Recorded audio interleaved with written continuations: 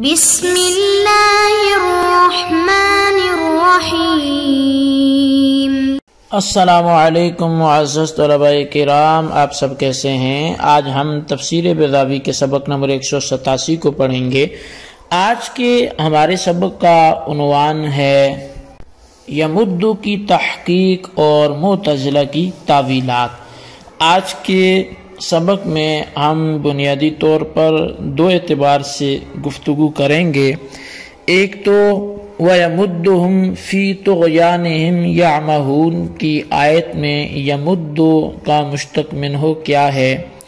اور مدہ اور امدہ میں فرق بھی ہے یا نہیں ہے، اور دوسری جو ہماری گفتگو ہو گئی کہ اللہ تبارک و تعالی کا ان افعال کا کرنا یا ان افعال کا اللہ کی جانب وہ منسوب ہونا، کیا یہ حقیقی معنی پر ہے متعذر یہ ہوتے ہوئے مجازی معنی پر ہے؟ تو اس پر معتزلہ نے کچھ تاویلات کی، ان میں سے ہم کوئی ایک دو تو آج پڑھ لیں گے، باقی پھر ہم آئندہ سبق میں بھی اس کو جاری رکھیں گے۔ تو سب سے پہلے ہم بڑھتے ہیں اپنے آج کے سبق کی عبارت اور اس کے ترجمے کے بارے میں، اس کے بعد پھر جو اس کی وضاحت ہوگی وہ ہم اس کو بیان کریں گے۔ تو بسم اللہ الرحمن الرحیم وَيَمُدُّهُمْ فِي طُغْيَانِهِمْ يَعْمَهُونَ، اور اللہ تبارک و تعالی انہیں ان کی سرکشی میں ڈھیل دیتا ہے تو وہ اپنی سرکشی میں بھٹکتے پھرتے ہیں۔ من مد الجیش وَأَمَدَّهُ إِذَا زَادَاهُ وَقَوَّاهُ، کہتے ہیں یہ یمد مد الجیش سے ماخوذ ہے یا امدہ سے ماخوذ ہے جب اس میں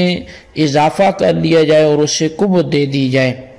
وَمِنْهُ مَدَدْتُ السِّرَاجَ وَالْأَرْضَ إِذَا اسْتَصْلَحْتَهُمَا بِالزَّيْتِ وَالسَّمَادِ، اور اسی سے مددت السراج اور مددت الارض کے الفاظ بھی آتے ہیں کہ میں نے چراغ کی اصلاح کی یا زمین کی اصلاح کی۔ یہ اس وقت بولتے ہیں جب تو ان دونوں کو یعنی سراج کو چراغ کو تیل کے ساتھ اور زمین کو کھاد کے ساتھ درست کر دے۔ لا من المد فی العمر فإنه يعدی باللام کا املالہ، نہ کہ یہ مد فی العمر سے ماخوذ ہے اس لیے کہ وہ تو لام کے ساتھ متعدی ہوتا ہے جیسا کہ املا لہو۔ اور وَيَدُلُّ عَلَيْهِ قِرَاءَةُ ابن کثیر وَيُمِدُّهُمْ، اور اسی نظریے پر ابن کثیر کی قراءت بھی دلالت کرتی ہے کہ جو انہوں نے یمدہم اس کو پڑھا ہے۔ وَالْمُعْتَزِلَةُ لَمَّا تَعَذَّرَ عَلَيْهِمْ إِجْرَاءُ الْكَلَامِ عَلَى ظَاهِرِهِ قالوا لما منعهم الله تعالى ألطافه التي يمنحها المؤمنين وخذلهم بسبب كفرهم وإصرارهم وصدهم طرق التوفيق على أنفسهم فتزايدت بسببه قلوبهم رينا وظلمة تزايد قلوب المؤمنين انشراحا ونورا۔ اور معتزلہ پر جب اس کلام کو اس کے ظاہر پر جاری کرنا متعذر ہو گیا تو وہ بولے کہ جب اللہ تبارک و تعالی نے اس سے مراد یہ ہے کہ اپنے لطف و کرم کو ان سے روک دیا ہے جو کہ وہ مومنین کو عطا فرماتا ہے، اور ان کی کفر پر مصر ہونے کے سبب سے جو ہے اللہ تبارک و تعالی نے اپنے توفیق کے رستے ان پر بند کر دیے، تو اس سبب سے ان کے دلوں میں زنگ اور اندھیرا وہ بڑھتا جا رہا ہے جیسا کہ مومنین کے دلوں میں وہ کشادگی اور نور بڑھتا جا رہا ہے۔ وَأَمْكَنَ الشَّيْطَانُ مِنْ إِغْوَائِهِمْ فَزَادَهُمْ طُغْيَانًا، اور شیطانوں نے ان کے لیے جو ہے وہ ممکن اللہ تعالیٰ نے طاقت دی، امکن الشیطان شیاطین کو من اغوائہم، ان کو اس غی میں ڈالنے کے حوالے سے یا ان کو بہکانے پر، تو پس ان شیاطین نے ان کی طغیانی اور سرکشی میں اضافہ کر دیا۔ اسند ذالک الی اللہ تعالی اسناد الفعل الی المسبب مجازا۔ اب ان ساری چیزوں کی نسبت اللہ کی طرف جو کی گئی ہے، یہ فعل کی اسناد جب مسبب کی طرف مجاز کے اعتبار سے ہو تو یہ اس قبیل سے ہے۔ وَأَضَافَ الطُّغْيَانَ إِلَيْهِمْ لِأَلَّا يُتَوَّهَمَ أَنَّ إِسْنَادَ الْفِعْلِ إِلَيْهِ عَلَى الْحَقِيقَةِ، اور پھر ان کی جانب طغیان کو منسوب کیا تاکہ یہ وہم نہ ہو کہ فعل کی جو نسبت اللہ کی طرف ہے وہ حقیقت پر ہے۔ جی طلبہ کرام، عبارت ہم یہیں پہ موقوف کرتے ہیں، پہلے اس کی وضاحت کرتے ہیں، ہوگی تو آگے بڑھیں گے ورنہ سبق یہیں پہ موقوف کر لیں گے۔ سب سے پہلے تو اسی انداز سے کہ جو میں نے عرض کیا تھا کہ ہم دو باتیں پڑھیں گے۔ ایک تو یمدو کی تحقیق ہماری آج کی گفتگو میں ہوگی کہ یمدو کا ماخذ اور اس کی جو مشتق منہ ہے وہ کیا ہے، یہ کس سے ماخوذ ہے۔ تو اصل میں یہ مدہ سے ماخوذ ہے، اور مدہ بھی چونکہ دو معنی میں استعمال ہوتا ہے۔ ایک تو اس کا مطلب یہ ہوتا ہے کہ ایسی چیز کا اضافہ کر دینا جس سے اس کو قوت پہنچے، اور دوسرا جو اس کا معنی ہوتا ہے وہ مہلت دینے کے معنی میں آتا ہے، کسی چیز کو دراز کرنے کے معنی میں آتا ہے۔ اسی سے یہ مد اللہ فی عمر ہی، کسی کو جو دعا دی جاتی ہے کہ اللہ اس کی عمر میں اضافہ فرمائے، تو یہ دوسرے اعتبار سے ہوتا ہے جو جب مدہ مہلت دینے کے معنی میں آتا ہے۔ اور مدہ جب پہلے معنی سے ہے تو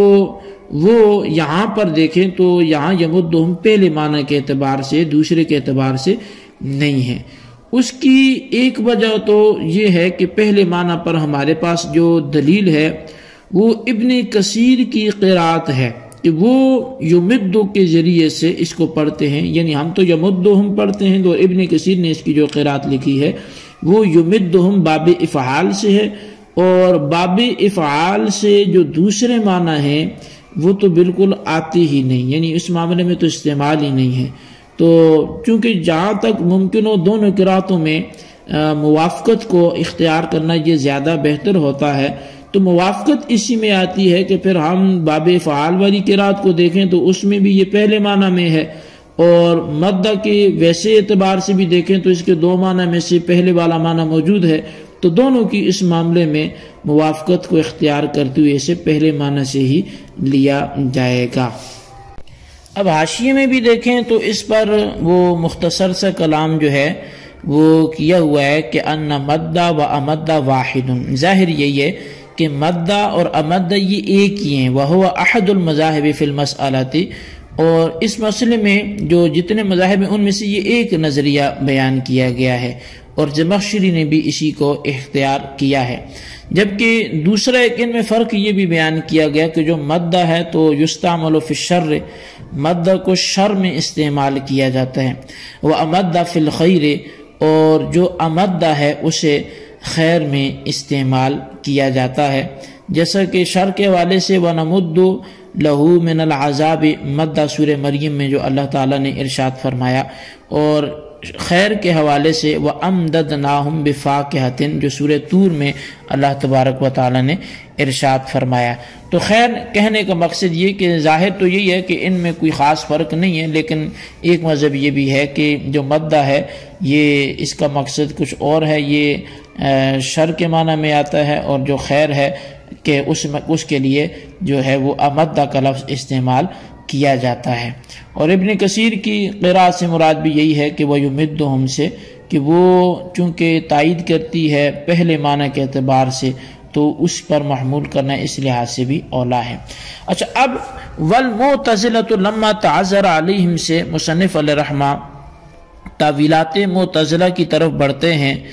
تو میں صرف تعارف پیش کر دیتا ہوں کہ معتزلہ کے اس معاملے میں نظریہ کیا ہے، ان کو کیوں ضرورت پڑی اس بات کی کہ وہ تعویلات کریں تاکہ آپ کو آئندہ تعویلات سمجھنا آسان ہو جائے۔ باقی جو ان کی تعویلات ہیں وہ انشاءاللہ العزیز ہم آئندہ سبق سے اس کو پڑھیں گے۔ تو معتزلہ اصل میں ان کا ایک عقیدہ یہ ہے کہ اصلح للعباد جو ہے یہ اللہ پر واجب ہے، ہم تو کہتے ہیں اللہ تعالیٰ پر کچھ بھی واجب نہیں ہے، وہ جس کو جو چاہے عطا فرمائے، لیکن معتزلہ کا نظریہ یہ ہے کہ اصلح للعباد، یعنی بندوں کے لیے جو نافع کام ہوگا، بندوں کے لیے جو اچھا ہوگا، اللہ پر وہی کرنا واجب ہے۔ تو لہٰذا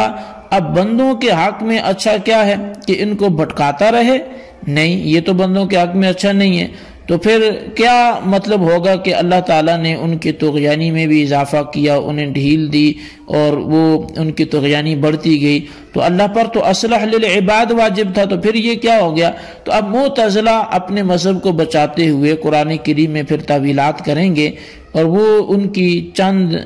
جو ہے وہ تعویلات یہاں پہ قاضی صاحب نے لکھی ہیں، ان کو انشاءاللہ ہم آئندہ سے سمجھنے کی کوشش کریں گے۔ آج کے لیے بس اتنا ہی کافی ہے، اسی کو سمجھیں، اسی کا خلاصہ اپنے رجسٹر پر لکھیں، اور آئندہ جب ہم تعویلات کو سمجھیں تو تاکہ آپ کے لیے وہ سمجھنا آسان ہو جائے۔ آج کے سبق میں بالخصوص ان سوالات کے آپ نے جوابات دینے ہیں۔ سوال نمبر 1 یہ ہے کہ ابن کثیر کی قرأت سے ہماری قرأت کی تائید کیسے ہوتی ہے؟ اور سوال نمبر 2 یہ ہے کہ معتزلہ نے اس کلام کی تعویل کیوں کی، وجہ کیا ہے؟ اس کی بھی وجہ تحریر کریں۔ اللہ تبارک و تعالیٰ سے دعا ہے جو کچھ ہم نے پڑھا سنا اسے یاد رکھنے کی توفیق نصیب فرمائے۔ آمین بجاہ النبی الامین صلی اللہ علیہ وسلم۔